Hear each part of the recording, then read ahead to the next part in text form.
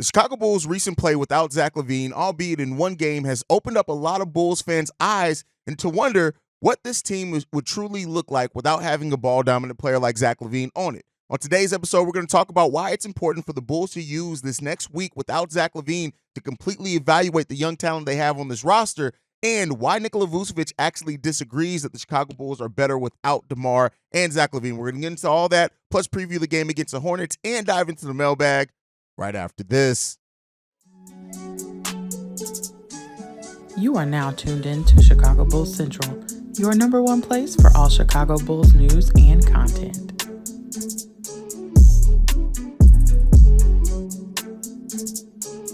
What's going on, Bulls fans? Welcome to another episode of Chicago Bulls Central, your number one spot for everything Chicago Bulls related. I'm the host, Haize, but more importantly, you guys can follow the channel at Bulls Central Pod on every social media platform we happen to be on. With that being said, let's go ahead and get into the content for today. Well, before we get into the content, I want to remind you guys, we have a lot of new subs that have popped up here recently, and I want to let everyone know who does not know, on Saturdays and Sundays are mailbag days. Yeah, we'll still review games, things like that when they come up, but it's your chance and opportunity to get your voice heard on the show. So if you're a new subscriber, either on the podcast side or on the YouTube side, we'll, at the end of the show, plug the voicemail where you can send your voicemails in. They're always in the description as well, so you can find that number and email to how to contact us. Now, with all that being said, let's go ahead and get into the content for today. So, the Bulls announced yesterday, or it was announced yesterday, came out via Shams Charania, that Zach LaVine will miss the next week. That's 3 games that he's going to be missing on the schedule for the Chicago Bulls. And so that gives the Bulls, if it's the full 7 days from when it was announced yesterday, that gives the Bulls 3 days to really evaluate how some of these players are going to look with more opportunities to be a bigger priority in the offense. And so when you look at the way that the Bulls played in the game against the Bucks, they played in ways that, we really wanted to see from this team. They got out in transition, which was really good. They rebounded the ball really well. We out-rebounded the Bucks, I think, by 8 rebounds, if I'm going back to that correctly. We got out in transition. We moved the ball around. We were moving without the ball. And it really kind of helped unlock a play style for the Bulls that we wanted to see. And we even shot 37 three-pointers, which is slightly above league average, but that's what the Bulls wanted to get to, is to be a more volume shooting 3 team while also, shooting the ball well. So, that's what you really want to look at with this Chicago Bulls team. And so ultimately it just comes down to this and this alone, right? The front office needs to be using this time to truly evaluate what this team looks like, especially, when we face the New Orleans Pelicans tonight. So we're going to preview that game towards the end of that. I'll give some kind of specific keys to the game. But, while the Bulls are, preparing and waiting for the Zach LaVine trade, and it's already come out that they want to wait to take a look at what the roster looks like after the LaVine trade with the pieces they get back and things like that before they decide on other players. This is really an opportunity for you to evaluate players like Kobe White, right, who have, played solidly at times over this season, has really strung together a lot of good games for the Chicago Bulls. But he's more of a natural scorer as well, to kind of put him in more of his natural areas. So those are good things to look at and see when it comes down to it. How you want to look at Kobe White, Alex Caruso. We kind of know what Alex Caruso is, now, and I don't mean that in a negative way. He is shooting the best 3-point shooting percentage of his career so far, so that's always good. And we got to see a more aggressive Patrick Williams as well. Ayo Dosunmu stepped up for the Chicago Bulls, so it's really important for this Bulls team to come in and to continue, playing well, and for the front office to take an objective look at what these young players can look like with more opportunities, right? And so that may make the Bulls maybe a little bit more open to take some of these deals back. We've already heard that, the Bulls aren't going to find the market to maybe what they would hope they were going to find for Zach LaVine had they moved off of him earlier, things like that. And, that kind of comes with the territory. It's unfortunate, right? I'm not giving them a pass for it. It's unfortunate, but it kind of is what it is there. And so when it comes down to it, this is a chance to evaluate. This is a chance to really look at things. And wins aren't necessarily the goal. And I want to make sure that I say that, because some people here in evaluation, they'll say, oh, well, we're going to lose anyway. That's not how you can evaluate a player. Yes, wins are great, and if you can get that, but it really doesn't come down to wins per se, especially when you're evaluating young players who are stepping into new roles. It comes to see how they go about their business, how they personally execute, right? How they play as a team. Does the ball stick? Things like that. The decisions that they make.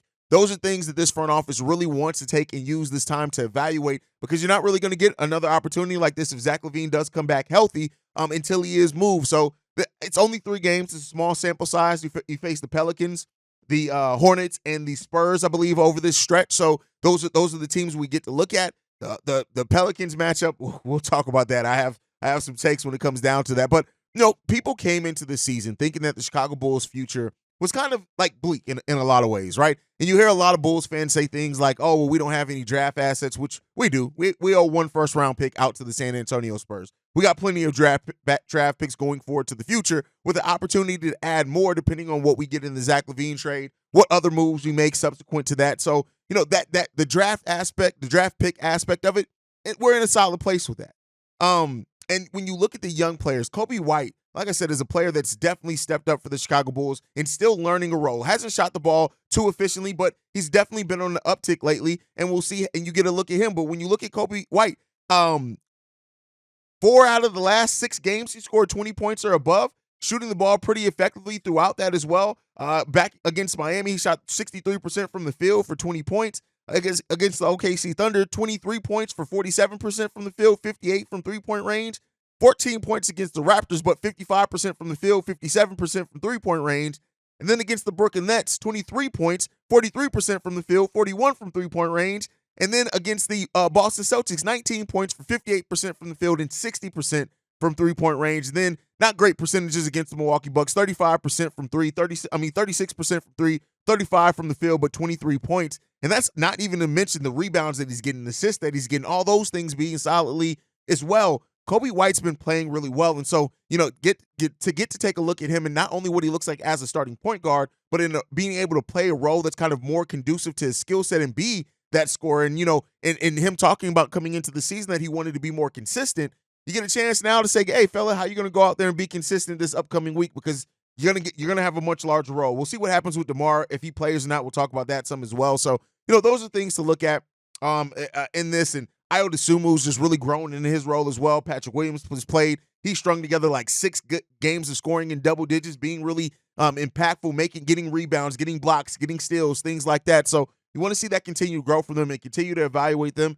and we'll see what comes of it. Now, a lot of the common thought, kind of knee-jerky from pundits, fans, everybody of alike, was that the Bulls are a better team now without Zach LaVine and DeMar. It's only been one game. And while the ball, like I said, the way that we play, the play style was great, Nikola Vucevic actually doesn't agree with that. He said this: "No, that has nothing to do with it. That has nothing to do with it. We just came together. We knew we had to show better spirit. We came back home. It's one game. Those are our 2 best players. We need them. If we want to achieve anything big, we need them. So that has nothing to do with it." And, you expect nothing less from a veteran player to ride with his guys, right? To support his guys.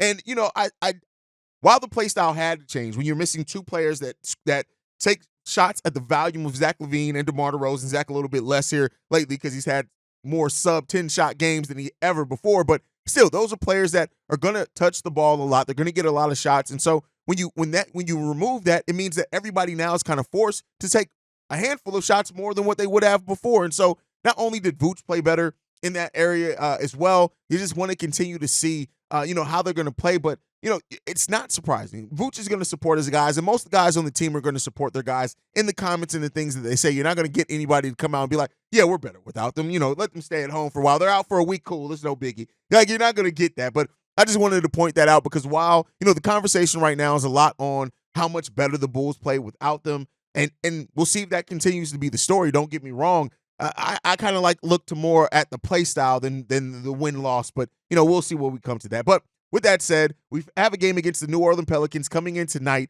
and this is a game that, you guys know I don't predict wins and losses with the Chicago Bulls. I haven't done so really in a while on these daily episodes, but this is a game where the Bulls are going to have to be on point. The Pelicans come in basically fully healthy. I think the only player that they have on the injury report is Jose Alvarado. Larry Nance Jr. as well is on there. But looks like Jose Alvarado is actually listed as questionable right now for this game. We also have DeMar DeRozan listed as questionable. We already know Zach LaVine's out. Underlot Batum also is going to be out in this game. Not that he played in last game either anyway. But this is a Pelicans team that, listen, they can score all over. 3 20-point per game score, 1 18-point per game score. When you look at Brandon Ingram's leading them in scoring right now with 23.4. Zion's right there as well with 23.3.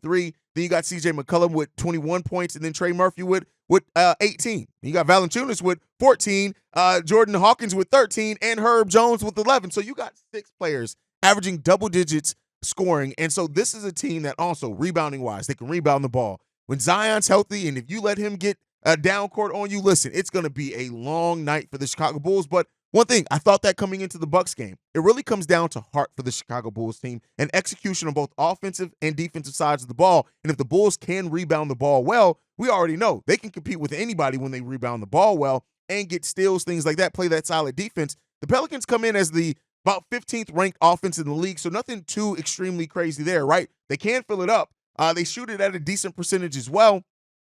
Also, they're about a middle of the pack team as well, rebounding wise. So the Bulls can find their lane there as far as trying to get how they can get wins. So listen, at the end of the day, it comes down to execution, and I really don't like oversimplifying it when it comes down to the Chicago Bulls. But right now, it just does come down to execution. Do the Bulls come in and play with heart? If they come in and play with heart, they can be in any game, and that's what you want to see from the Bulls against the Pelicans tonight. And we'll see if we can get the dub. And if the Bulls get another dub, they're second in a row. This will be the first time they string wins together in a row. Oh, that voice that you hear from fans of saying, hey, just go ahead and sit Zach until we trade him is going to get even louder. But speaking of voices getting loud, it's your turn for your voices to be heard on the show. It's time to dive into the mailbag. The first voicemail we have, this one's from Marcus. Hey, it's Marcus. Let's retry that, man. I don't know what's going on. Let's redo the take. My opinion is fuck the Vucevic trade, fuck what happened in that other off seasons, the 3 transactional periods where they did absolutely nothing. Let's not talk about what happened in the past. Let's talk about what happened most recently in this past off season. For one, if they were going to trade Zach LaVine, and I'm pretty sure we're all in agreement at this point, why the fuck didn't they do it during the offseason? I don't understand what they saw in this team that they thought would make them be different without actually adding any pieces that will improve the feeling of the team besides adding 2 7th, 8th man in Torrey Craig and Javon Carter. And then the re-signing of Vucevic for 3 years, $20 million each year, every single year guaranteed, is just malpractice. He cried about touches just to get more touches this year and completely play like ass. Now we have to look at it as we have an aging center on a bad contract that I can't think of many teams that have playoff aspirations that's going to trade assets for a center that can only play in drop coverage, doesn't draw fouls, really only operates in the mid-range, not that great in the post, and then he smokes layups consistently, and he already doesn't have the athleticism, and his age is catching up to him, so his athleticism is getting worse. I don't see how we can trade that Vucevic contract, in all honesty. Maybe the Memphis Grizzlies get desperate, and they're like, fuck it, let's just add another big since Steven Adams is going to be out for this year and probably a little bit of next. Maybe they get desperate to do that, but besides that, I just don't understand what their plan was. Did they really think, and I mean, we see it now, but it's like they really thought, oh yeah, let's send these guys to Nashville, let's hype up everything, and let's run back the same team and expect different results. The definition of insanity, man. It's just crazy that everybody else saw it except the people that are paid the big dollars to actually make changes.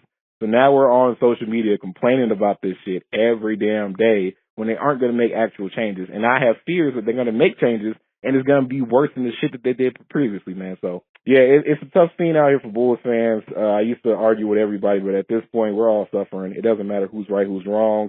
AKME obviously are very headstrong on their decisions, and they just don't want to make real changes, man. So I just had to get that off my chest. Go Bulls. If I was any of the Bulls fans, if you play this on the podcast, please watch some other teams. I've been watching the Orlando Magic, and they're so fun to watch. They love playing with each other. So, yeah, guys, give up on this season. Don't watch this fucking season. Don't watch this fucking team. Don't spend any goddamn money on this fucking team. Watch somewhere else, and let's hope for the next season goes better. All right, so this is a question that I've heard a lot of fans ask is why didn't we trade Zach LaVine in the offseason? Because, again, the goal in this offseason wasn't to go rebuild or even to majorly retool. It was to add players in the margin that help this team. Nobody expected this team to fall off this bad. And like I said before, if you expected it to be this bad, you're just capping, right? Like, I can understand, like, hell, even the Vegas odds had the Bulls winning, 35 games, and that was looked at as damn, it's really that bad? Like, yes, the Bulls didn't make the big-name signings, but let's not make any mistake. Like, bringing in role players of that we did of Javon Carter and Torrey Craig were supposed to help in the areas of the margins that we needed it the most in. Now, it has not had necessarily the impact as well. As you know, we have health. DeMar hasn't been himself. Vooch is taking a big step back. But, for that, the fans that are asking themselves, well, why didn't we just trade him this offseason? We knew we weren't going to compete for a title or whatever else it is. We didn't come into that with that expectation. That's not what the expectation of this front office was. It was to, let's do some things to help improve where we can. We don't have a lot of money to add. And then let's see what we can do going forward and what this team looks like. Don't forget, AK did say in his presser, we want to see if this is the group of guys. And you've now gotten the answer to that. Now, yes, the trade value would have been higher. And don't get me wrong. If the Bulls would have traded Zach LaVine in the offseason, the value for him would have probably been a little bit higher than what it is now. Now, that teams know the Bulls are looking to trade Zach. Zach's been playing bad, things like that. But at the end of the day, that's why. To answer your question, why didn't the Bulls trade Zach LaVine in the offseason? Because that wasn't the goal. That wasn't where this team's mindset was at that time. Now, as far as the re-signing of Vooch being malpractice, I got to disagree with you on that. Vooch isn't signed to a horrible deal. That is less than 13% of the salary cap. And I think we hear $20 million and we think about that in the framework of the old salary cap, but that is only a few million more than the mid-level exception. Now, if you sign somebody for the full mid-level exception, now the problem in it is that Vooch has seemed to decline. Now, the game against the Milwaukee Bucks has seemed to get better. Let's see how he plays with better spacing again tonight, but I don't think that's a malpractice. And again, you're not always looking to move it. You can replace. The Bulls were not in a place to be able to replace Nikola Vucevic at any starting level center. So yes, Vooch has taken a step back, but he still at that time offered the best scenario for the Chicago Bulls for a player that's been here. You can match. You can offer him what you need to. They didn't overpay. Again, at that time, now that he's taking a slide, you can kind of make that conversation. But fully expect Vooch is probably going to be here throughout the entirety of that 3-year contract. So, and with the Bulls even going rebuild, having a player like Vooch that can do some passing, can do some facilitating, depending on how you make the team up, he's going to be here for a while. But all right, let's get into the next voicemail. This one's from Shay. Oh, Haize, what's up, man? This is Shay. Look, I know that you ain't interested in that Lakers deal for DeMar DeRozan and Alex Caruso may not be all that, but I'm going to keep it real with you, man. I mean, for Rui Hachimura and Austin Reeves, I say do that deal, and we ain't got to give up Zach LaVine. I say do it. Now, look, I know what you're thinking. Oh, you don't do rumor trades, blah, blah, blah, but think about it. And I want you to really think about it for a second. When we got Zach LaVine for Jimmy Butler, he wasn't looked at as a star player necessarily when he was with the Minnesota Timberwolves. Austin Reeves, he could be a potential all-star, man. Especially when you playing next to LeBron, you're going to eventually learn something. Hey, look at how Julius Randle, Kyle Kuzma, Lonzo Ball, and Brandon Ingram, and all the rest of them other motherfuckers that looks good with playing with LeBron, and look how they did when they went on their own. A lot of them have even became all-star players, and even though, well, Brandon Ingram and Julius Randle, but a lot of them have become effective scorers and effective players. Maybe Austin Reeves could be an all-star if he's put in the right position. And think about it. Rui Hachimura, put him at the small forward spot, put Patrick Williams at the power forward spot, or put it in reverse. Then you got Austin Reeves and Kobe White. Hey, man, you get defense, and you get the offense. And then that could be our young core. They're around the same age as Patrick Williams and Kobe White, so they could still grow, and they've been a part of winning situations already. Now, they ain't been Austin Reeves has been a champion, yeah. But Austin Reeves got a championship, and Rui Hachimura has been a part of a winning franchise, and he has been a part of a winning franchise and has been to the playoffs a couple of times. So, hey, who knows? That could be our young core with Reeves, Williams, Hachimura, and Kobe White. And maybe that could start us off with this rebuild or retool or whatever the hell you want to call it. And along with Vooch, I know Vooch is not looking good, but hey, he might get it together in February and we could probably turn the season around. Who knows? Look at what Boston did when they got all them players like Isaiah Thomas and a couple of years ago in the Olympics. Nobody expected them to be as good as they was, but they did it, along with Jason Tatum. Who knows, man? It might work out. Anyway, all right, so first off, the Rui Hachimura and Austin Reeves is not the rumored deal for DeMar DeRozan and Caruso. That was what the Bulls would want back in the Zach LaVine trade. So I just wanted to add that clarity there. And then you say Jimmy Butler, as far he wasn't looked at as a star. He hadn't made an all-star team at that point yet. I don't think he made an all-star team until after he left the Chicago Bulls. Could be wrong on that. But when it comes down to it, like people knew that Jimmy Butler was one of the best two-way players in the game of basketball at that time. So that comes down to it as well. That play absolutely plays a part. Yeah, I was tripping. Jimmy Butler was a 2-time All-Star when he was here with the Chicago Bulls. So no, people knew that Jimmy Butler was a star before he was like, I don't know what you're talking about, Shay. As far as Austin Reeves though being a future All-Star, I can't say that I necessarily see that potential. Again, All-Star though is kind of based off popularity at times too. Like, don't get me wrong, Austin Reeves is a solid player. I'm not making no mistake. He doesn't replace Zach, right? But he's a solid enough player with a solid enough upside. He is also older than Patrick Williams, which is still crazy. Him and Rui Hachimura are 3 years older than Patrick Williams. So there you go on that. So if you still believe in the ceiling or think that Austin Reeves can, I know not you, Shay, but I'm just saying generally, if you believe that Austin Reeves can still round out this game, so can Patrick Williams. But, and when it comes down to it, here's what I'll say, is that if the Bulls do get back Rui Hachimura and Austin Reeves again, and I think people misunderstood what was said on the episode where I dropped that. That's not the only things they will get back. That's the baseline of the deal, meaning it's still more that has to be added to that. I think, listen, you're getting 2 solid pieces back of young players that you can still look at. You're not getting a 1-for-1 for Zach LaVine. You're not. And if fans think that, I know you're not, Shay, but if fans think that, that's silly, right? But when it comes down to it, I guess we'll see, man. Whatever the Bulls do get, I hope they do get some upside in the players that they get, and they get some picks, and we'll end up seeing. Let's get into this next voicemail. This one is from Big O. Well, no, hey, Big O, man. Big O, bro, calling in again. I know, the report came out that they asked the question, how do we feel about AK?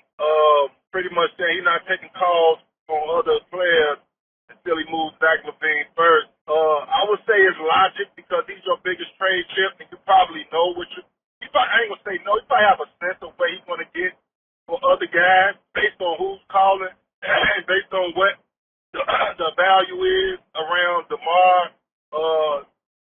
Booch, and Caruso. You probably have a good idea of that. But I think Zach LaVine is probably he's the biggest trade chip, but he's also the uncertain trade chip as far as where he's going to get back. So I think that's the thinking. But because it's AK, you're always worried about it. But I also want to say that because I know I heard you and Pat said don't expect a full rebuild or tank. And I kind of I agree, but I disagree because once you trade Zach LaVine, you're going to be bad. I mean, you're bad with Zach LaVine. So how much better do you think you're going to be with Zach LaVine? I just can't see this team being good whether AK realize that he wants to tank or not.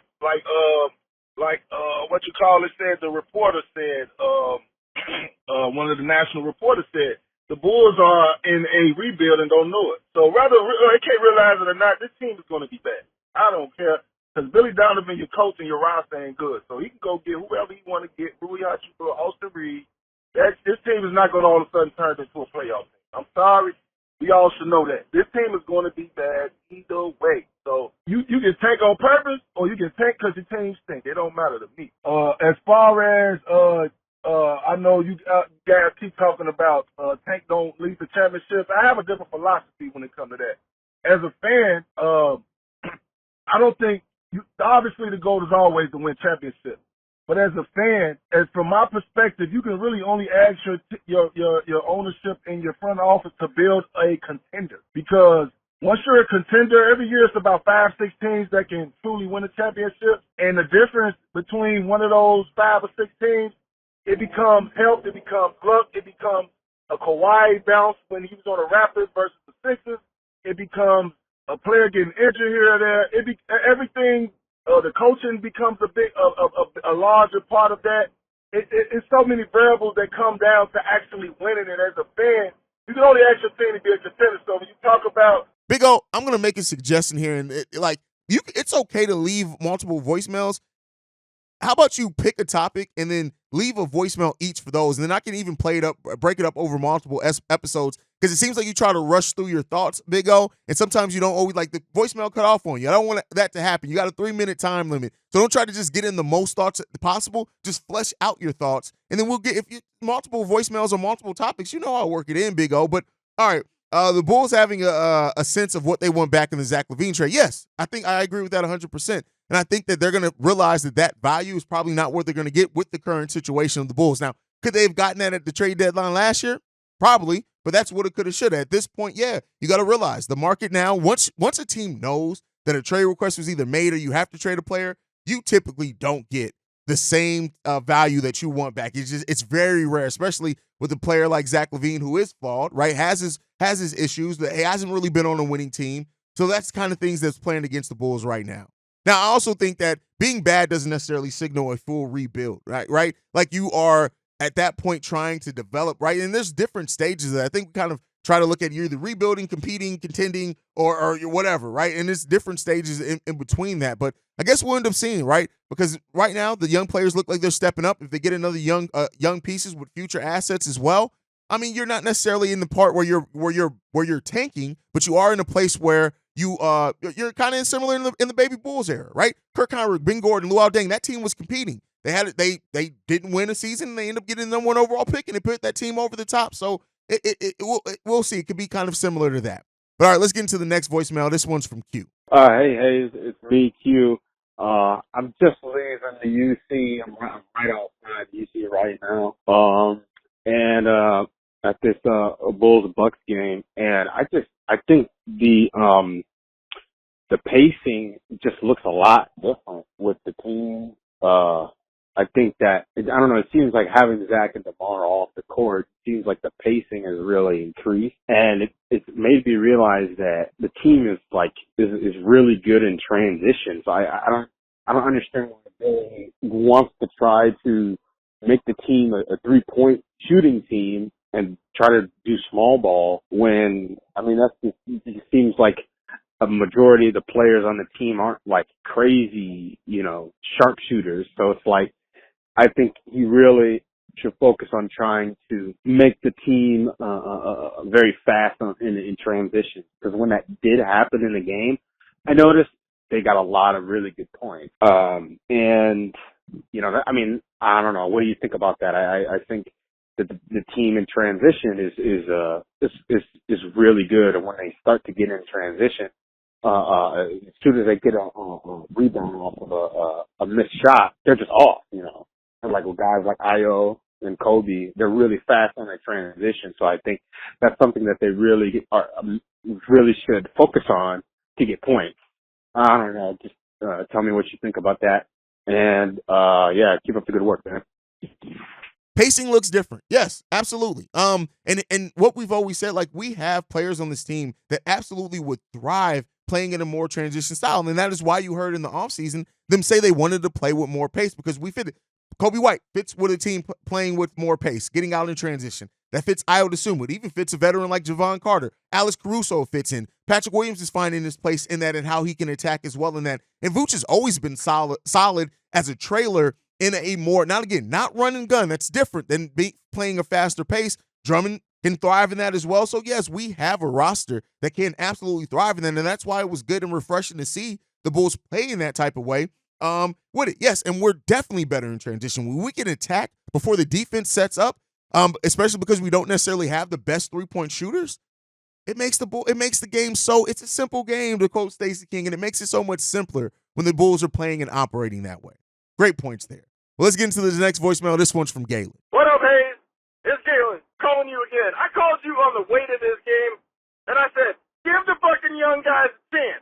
I said, listen, this is the best goddamn time.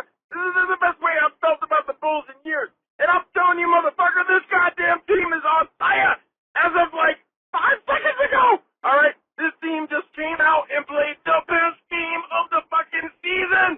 Alex Caruso was so fucking clutch.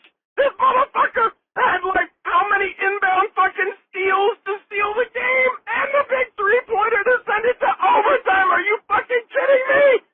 Ugh. All right. Peace, man. I'm going to go listen to your post-game show on the drive home. God damn, I'm fired up. Fuck yeah. Go Bulls. And the only reason I played that is because of the excitement there. Shout out to you, Gayen. I'm glad that you were able to go to that game and experience that moment. I can only imagine. I would have no voice, no nothing, if I was in the UC for that game against the Milwaukee Bucks. And I'm glad that you got to go to that game and see that team perform in the manner that they did. Everybody who was there in the UC, to have the Madhouse on Madison back, it's always a good feeling to see that, much less be there and experience that. So that's always great as well. All right, let's get into the next voicemail. This one's from Cornelius. Hey, what's good, Haize, man? It's Cornelius, man.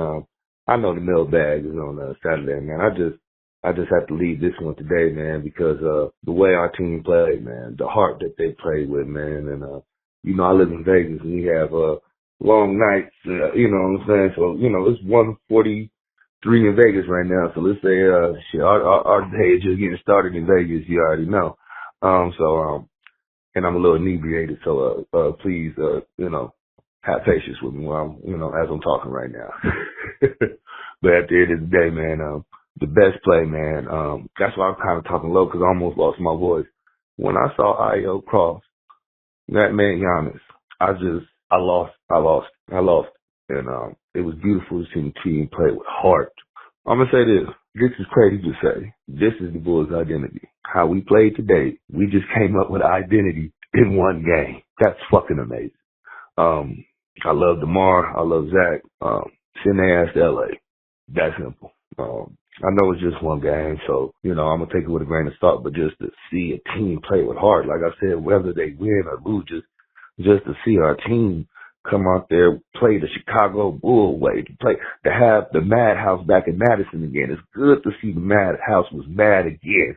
It was wonderful to see that. And I'm proud of our young ones, man. Proud of Kobe, proud of P. Will, you know what I'm saying? Especially proud of Kobe. That man, yeah, man. Let's keep it this way. Let's keep it young.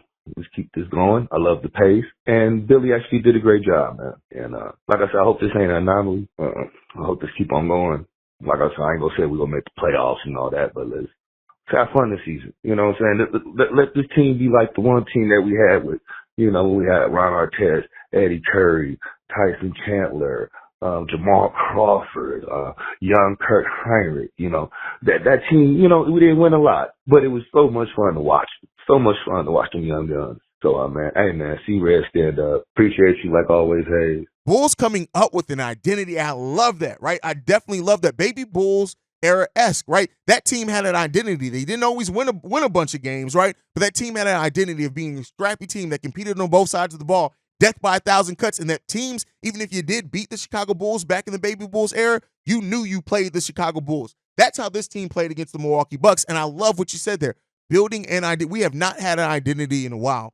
Maybe that's the first step in building and first identifying what our identity can be. And when you have younger players that playing out in transition that help establish that, it's a more sustainable identity to bring as well. We had identity to finish the season last year with Pat Bev. But again, that was a veteran who came in as a buyout candidate. It's hard to sustain that from season to season.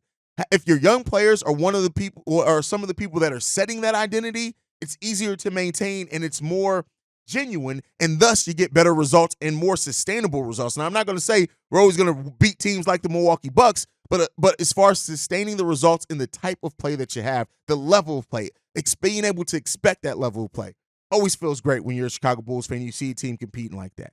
But let's get into the last voicemail for today. This one's from Known Sage. Theo Haize, no stage again for your mailbag. Just came off from watching the Bucks victory in OT. I had a couple quick thoughts for you because the barrage of three-pointers from the Nets game before, it sort of felt like the Bulls were very hesitant to not even shoot in that mindset game. It seems like watching the game, my father-in-law is like, why are they not shooting? They just keep passing it around. But this game was super different. Not only were they moving the ball quickly around, like it seems like they're taking the shots quicker and they're taking the shots that they should have. But I know there was no Holiday there, so that probably helped out. But just curious on, I think you and Pat the designer were talking about the Bucks run on vibes sometimes. So was that the reason why we were able to take down Dame Dollar and his crew? And I guess the last quick thing was that I was watching the Bucks game with my 8-year-old, and then he's watching Giannis do his thing. He's like, I'm a Bucks fan. And then by the end of the game, he saw P. Will with those 2 dunks that brought the house down. He's like, all right, I changed my mind. I'm Bulls. And he wanted to see a replay of the Pat dunk, but the Vooch interview happened. So he's like, you know what? Let's watch a YouTube video of like backboards being smashed and being demolished when it was easy to break a backboard. So I don't know, just the hypeness of the P-Will dunks just got him into it again. Anyhow, thanks for being the only Bulls podcaster to be posting content every day of the week, 7 days, 24/24. Appreciate you, man. First of all, great story about you and your son. More people share more stories about sharing the game. Like as a father, it's always great to hear those moments of like families watching games. And I'm glad. Listen, go from a Giannis fan to a Bulls fan, whatever it had to be. It's just great, man. And I really appreciate the win. And let's hope the Bulls can get another dub tonight against the New Orleans Pelicans. But that's my time for today, guys. Make sure you guys are following the show at Bulls Central Pod. You can send us any feedback, questions, comments, concerns. BullsCentralPod@gmail.com. And lastly, if you want to leave a text message and or voicemail, the number to do so, 773-270-2799. We are the number one spot for everything Chicago Bulls related, thanks to you guys. And like I like to end every episode on, go Bulls. Love you guys. See red if you can, y'all. Peace. This has been a presentation of the Break Media.